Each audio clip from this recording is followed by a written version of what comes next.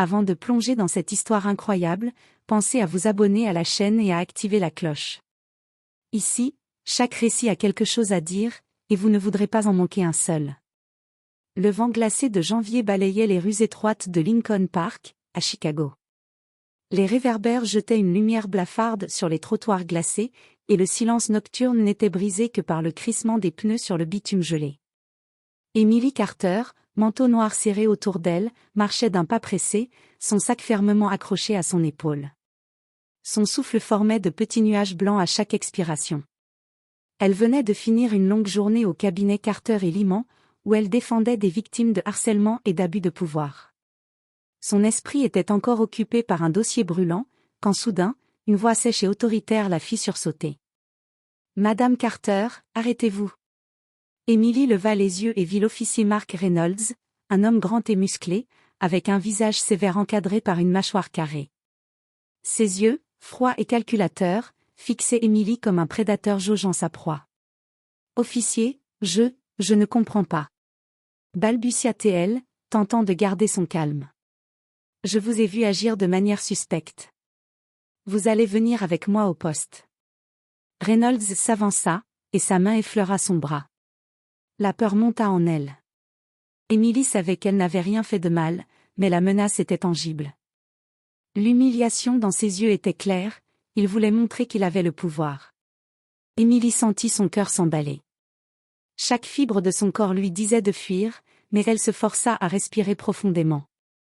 Dans son sac, elle savait qu'elle avait son téléphone, son enregistreur vocal et la présence de caméras de sécurité à quelques pas. Elle n'était pas complètement désarmée. Mark Reynolds, avec un sourire cruel et arrogant, la força à marcher vers sa voiture de patrouille. Les passants détournaient le regard, intimidés par la scène. Emily sentit une colère froide monter en elle. Ce n'était pas seulement une injustice personnelle, c'était un abus de pouvoir. Et elle n'allait pas laisser passer ça. Alors qu'il l'obligeait à monter dans la voiture, Emily pensa à son passé, les nombreuses fois où elle avait vu des innocents humiliés par ceux censés les protéger, les abus couverts par l'uniforme et le silence. Cette fois, elle déciderait de ne pas être une victime silencieuse. Au fond d'elle, une résolution se formait, je vais prouver que même quelqu'un avec tout le pouvoir du monde ne peut pas écraser la vérité. Et à cet instant précis, tandis que la voiture de patrouille s'éloignait dans la nuit glaciale de Chicago, Emily ne savait pas encore à quel point cette confrontation allait bouleverser sa vie, et celle de Mark Reynolds. Les lumières fluorescentes du cabinet Carter et Lyman éclairaient faiblement le bureau d'Emily Carter. Elle était assise à son bureau, les mains crispées sur le clavier, relisant une déposition qu'elle préparait pour un procès important. Pourtant, ses pensées revenaient sans cesse à l'incident de la veille. Mark Reynolds. Son nom résonnait comme un écho froid dans son esprit. L'homme qui avait osé la menacer, qui avait utilisé son uniforme comme une arme pour intimider une citoyenne innocente. Emily savait qu'il pensait qu'elle se tairait, qu'elle oublierait et qu'elle laisserait l'humiliation derrière elle. Mais elle n'était pas ce genre de personne. À ce moment précis, le téléphone sonna. Elle décrocha rapidement. « Emily Carter ? Ici l'inspecteur Daniels du poste central. » La voix grave de l'homme fit frissonner Emily. « Oui, inspecteur, répondit-elle avec prudence. Nous avons reçu un rapport concernant Mark Reynolds, il a été impliqué dans plusieurs plaintes similaires. Je voulais savoir si vous seriez prête à témoigner. » Emily sentit son sang se glacer, mais en même temps, une lueur d'opportunité s'alluma en elle. C'était le moment. Elle n'allait plus subir, elle allait agir. Quelques jours plus tard, dans un parc de Chicago, Emily se trouvait sur un banc, son sac ouvert à côté d'elle, en train de préparer ses preuves. Les vidéos de sécurité, les notes des témoins et ses enregistrements vocaux étaient tous organisés avec précision. Elle savait qu'elle devait être parfaite, une seule erreur pourrait tout compromettre. Soudain, une silhouette imposante apparut à l'entrée du parc. Son cœur battit plus vite. Mark Reynolds, en uniforme, la fixait de loin, l'air surpris mais méfiant. « Emily Carter ?» dit-il en s'avançant, la voix pleine d'autorité. Elle se leva lentement, la tête haute. « Officier Reynolds. Que me voulez-vous cette fois ?» Il sourit, mais ce sourire était vide. « Je voulais juste m'assurer que vous compreniez, je peux faire de votre vie un enfer si je le décide. Emily inspira profondément. Son sang bouillonnait de colère et de détermination. Vous pouvez essayer, mais je ne suis pas seule. Tout ce que vous ferez sera documenté.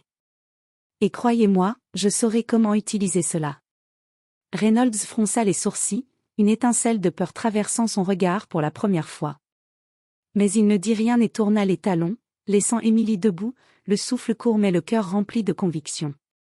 Ce jour-là, Emily comprit une vérité essentielle. Le pouvoir ne réside pas toujours dans l'uniforme ou l'autorité, mais dans la préparation, la détermination et la volonté de ne pas se laisser écraser.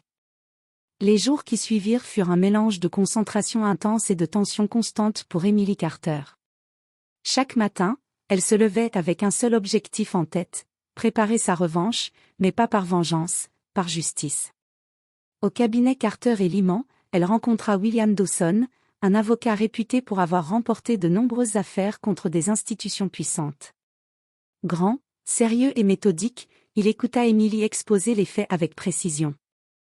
Mark Reynolds n'est pas juste un policier intimidant, dit Emily, les yeux brillants. Il abuse de son autorité. Il a essayé de me contrôler, de me faire peur, et je ne peux pas laisser passer ça. William hocha la tête, tapotant son stylo sur la table.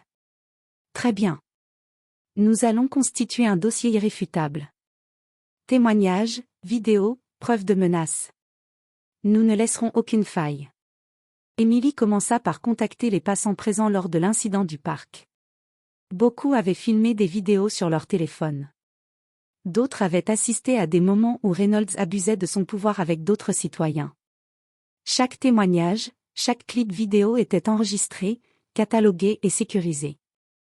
Elle passa des heures à écouter et transcrire chaque mot, à analyser les expressions faciales de Reynolds dans les vidéos, à noter chaque menace ou intimidation subtile.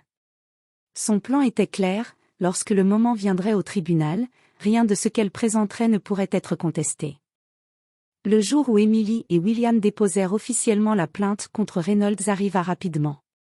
Au poste central, Reynolds, prévenu de la procédure, arriva en uniforme, sûr de lui, avec ce mélange d'arrogance et de mépris qu'il portait comme une armure. Emily entra dans la salle d'audience, la tête haute. Elle avait préparé chaque mot, chaque geste, et avait anticipé chaque réaction de Reynolds. Le juge, un homme sévère mais juste, demanda à Reynolds de répondre aux accusations. Emily s'avança alors pour témoigner. « Votre honneur », commença-t-elle, sa voix claire et ferme, Mark Reynolds a abusé de son autorité à plusieurs reprises. Il a tenté de m'intimider personnellement et d'empêcher ma liberté de mouvement. Elle présenta les vidéos, les témoignages des passants et les enregistrements vocaux. Chaque preuve était accompagnée d'explications détaillées, démontrant non seulement la gravité de ses actes, mais aussi leur systématicité. Reynolds, assis là, sentit son visage se durcir. Les murmures dans la salle augmentaient à mesure qu'Emily exposait les faits. Il avait cru que son uniforme et son rang suffiraient à intimider n'importe qui, mais face à elle, il était impuissant. À ce moment précis, Emily comprit quelque chose, la peur n'était plus son allié. La préparation, le courage et la vérité étaient ses armes. Reynolds, autrefois dominateur et arrogant, montrait pour la première fois des signes de nervosité. Le juge leva un sourcil, observant les preuves. « Officier Reynolds, avez-vous quelque chose à ajouter ?» Reynolds ouvrit la bouche, mais aucun mot convaincant ne sortit. Il baissa les yeux, incapable de contredire la solidité du dossier. Ce fut la première fois qu'Emily réalisa qu'elle était réellement en position de force. Et elle savait que cette bataille ne faisait que commencer. L'affaire Emily Carter contre Mark Reynolds fit rapidement les gros titres des journaux locaux. Les réseaux sociaux étaient en ébullition. Des vidéos de l'incident, publiées par des témoins anonymes, avaient été vues par des dizaines de milliers de personnes en quelques heures. Reynolds, autrefois respecté dans son quartier, commençait à ressentir les premières secousses de sa réputation vacillante. Le lendemain de l'audience, le poste de police reçut l'ordre de lancer une enquête interne sur les agissements de Reynolds. L'inspecteur Daniels, qui avait contacté Emily au début de l'affaire, supervisait maintenant la procédure. Reynolds entra dans la salle d'interrogatoire, la mâchoire serrée et les mains tremblantes légèrement. Il savait que les preuves étaient irréfutables. Les vidéos, les témoignages, les enregistrements, tout pointait directement vers lui.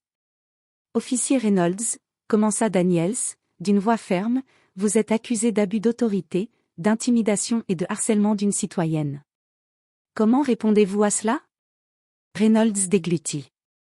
Inspecteur, je n'avais pas l'intention. Daniels le coupa. Les intentions ne comptent pas ici. Vos actions sont documentées et publiques. Pour la première fois, Reynolds ressentit un frisson de peur. Il n'était plus le maître de la situation. Les regards de ses collègues, auparavant complices, étaient désormais critiques et prudents. Son aura d'invincibilité s'effritait rapidement. Les journalistes commencèrent à harceler le poste de police. Chaque information fuitée était amplifiée. La vidéo où Reynolds avait tenté de traîner Emily dans sa voiture devint virale. Des interviews d'experts en droit et en éthique policière analysaient chaque geste, chaque mot. Emily, de son côté, resta discrète. Elle savait que sa victoire n'était pas encore complète. Mais chaque publication, chaque article qui dénonçait les abus de Reynolds était un pas supplémentaire vers la justice. Une semaine plus tard, le département de police annonça publiquement que Reynolds était suspendu avec effet immédiat, en attendant la conclusion de l'enquête interne. L'homme qui avait essayé de briser Emily se retrouvait maintenant sous les projecteurs pour ses fautes. Reynolds, humilié, savait que sa carrière était désormais en danger. Son uniforme, symbole de pouvoir et d'autorité, ne lui servait plus à rien. Il était seul, confronté à la vérité qu'il avait ignorée pendant si longtemps. Emily, quant à elle, continua à travailler avec William Dawson pour préparer l'étape suivante, la poursuite civile pour intimidation et abus de pouvoir. Elle se tenait prête, sachant que Reynolds allait tout tenter pour se défendre, peut-être même tenter de la discréditer. Mais Emily n'avait plus peur. Chaque obstacle, chaque menace, chaque tentative d'intimidation n'avait fait que renforcer sa détermination. Elle avait transformé la peur en force, et la force en justice. Ce chapitre de sa vie marquait un tournant. Reynolds, autrefois dominateur et impitoyable, se retrouvait désormais à la merci du système qu'il pensait contrôler. Et Emily savait que le moment décisif approchait. Le tribunal était bondé ce jour-là. Les journalistes, les citoyens curieux et les militants pour les droits civiques remplissaient la salle, attendant que la confrontation finale entre Emily Carter et Mark Reynolds ait lieu. L'air était chargé de tension. Chaque regard semblait peser sur l'officier autrefois arrogant, désormais tremblant sous le poids de la vérité. Emily entra, calme et déterminée, vêtue d'un tailleur noir sobre, son regard fixé sur Reynolds. Il était assis, les mains crispées, incapable de soutenir son regard. Chaque preuve qu'elle avait minutieusement collectée au fil des semaines était prête à être présentée. Votre honneur, commença Emily, la voix claire et assurée, aujourd'hui, nous ne sommes pas ici pour punir par vengeance. Nous sommes ici pour démontrer que le pouvoir doit être exercé avec responsabilité.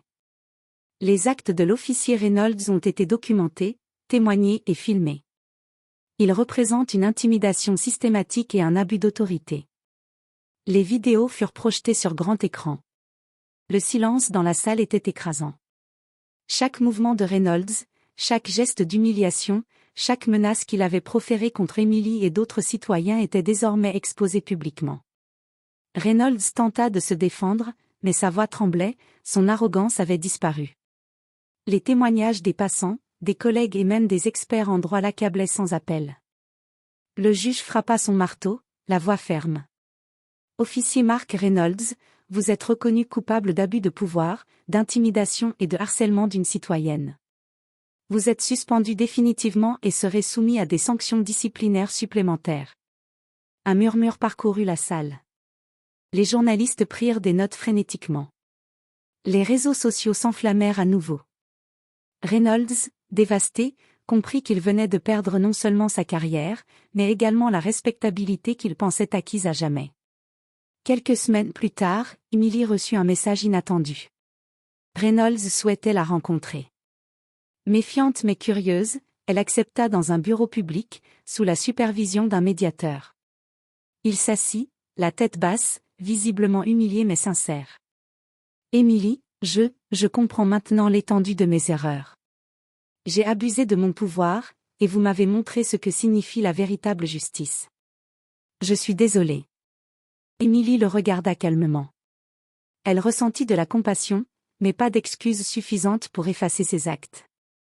Monsieur Reynolds, la justice ne consiste pas à détruire quelqu'un, répondit-elle, elle consiste à corriger les torts et à s'assurer que ceux qui abusent de leur pouvoir soient responsables. Vous avez une chance de changer, mais la route sera longue. Reynolds acquiesça, conscient que son humilité et son repentir étaient désormais la seule voie possible. Pour Émilie, cette affaire fut plus qu'une victoire juridique. Elle devint un symbole de courage et de persévérance pour tous ceux qui subissent des abus d'autorité. Son cabinet reçut de nouvelles affaires, mais elle resta fidèle à sa mission, défendre les innocents et faire respecter la justice, peu importe la puissance de l'adversaire. Ce jour-là, Émilie comprit que même face à la peur et à l'intimidation, la vérité et le courage pouvaient renverser n'importe quel oppresseur. Reynolds, autrefois dominateur et arrogant, avait chuté, et une leçon essentielle avait été apprise, aucun pouvoir ne vaut sans responsabilité. Et tandis qu'elle quittait le tribunal, Émilie sentit un poids se lever de ses épaules. La justice avait triomphé, et avec elle, la certitude que le courage et la détermination peuvent changer des vies.